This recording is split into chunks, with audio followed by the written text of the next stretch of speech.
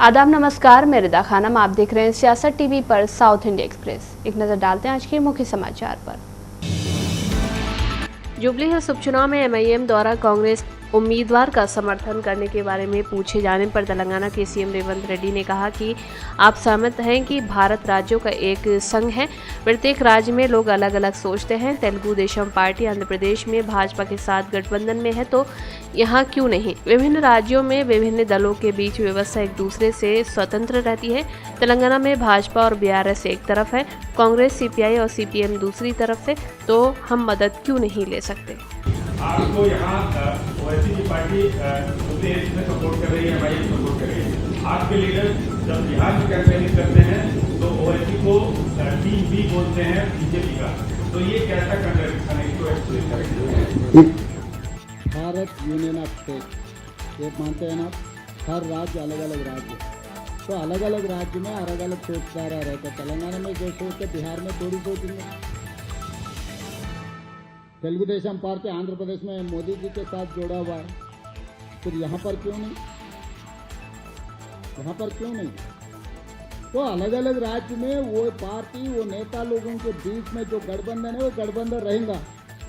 तो मोदी जी के लिए ये कानून, असदुद्दीन ओवैसी के लिए दूसरे कानून लागू कैसे हो जाएंगे? बिहार का सिचुएशन हमें क्या पता है?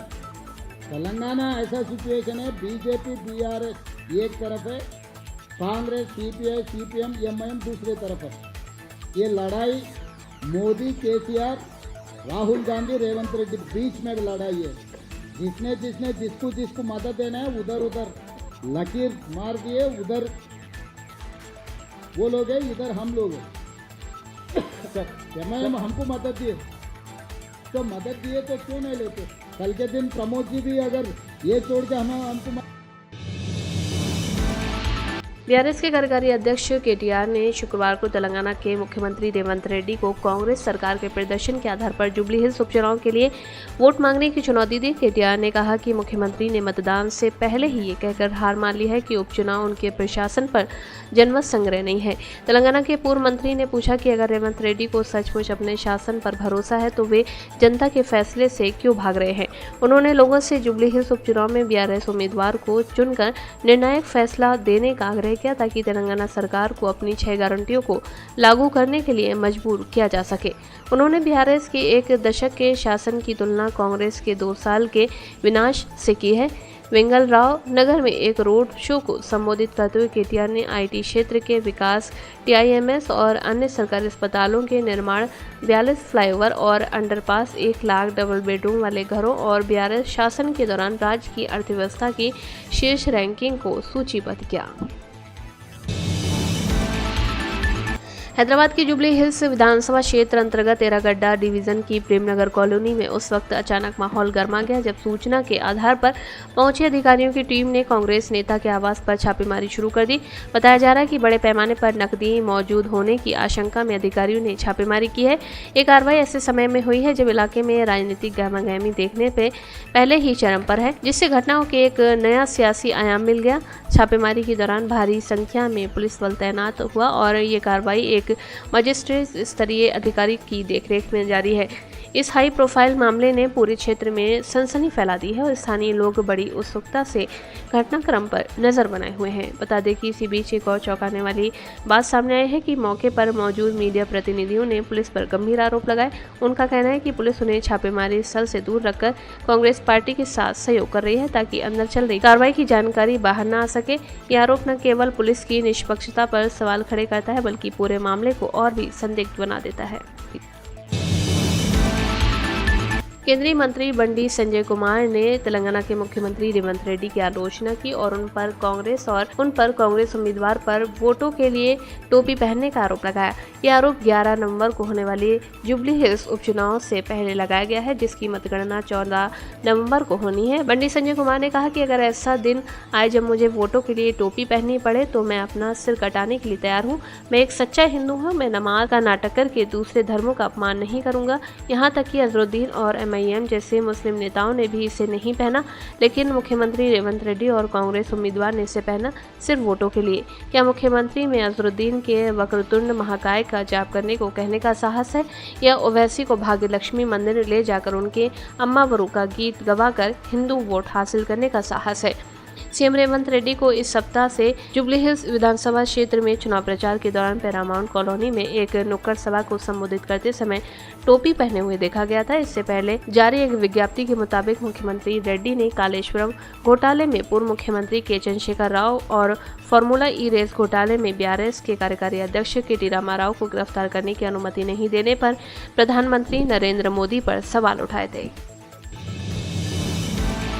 तेलंगाना की राजनीति इन दिनों जुबली हिल्स विधानसभा उपचुनाव के बहाने एक तीखे सांप्रदायिक ध्रुवीकरण की भेंट चढ़ती हुई दिख रही है। भाजपा के मुखर नेता संजय कुमार ने जुबली हिल्स की 80% आबादी को हिंदू बताकर ये दावा किया कि ये वोट भाजपा की झोली में गिरेंगे। उनका ये बयान सीधे तौर पर चुनावी समीकरण को हिंदू मुस्लिम रंग देने का प्रयास माना जा रहा है।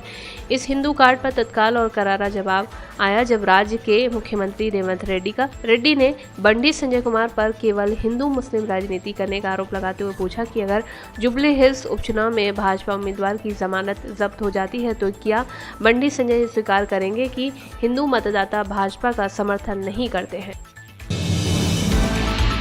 प्रधानमंत्री नरेंद्र मोदी, लोकसभा अध्यक्ष ओम बिरला और पश्चिम बंगाल की मुख्यमंत्री ममता बनर्जी उन प्रमुख नेताओं में शामिल हैं जिन्होंने तेलंगाना के मुख्यमंत्री रेवंत रेड्डी को जन्मदिन की बधाई दी, जो कि आज 57 साल के हो गए।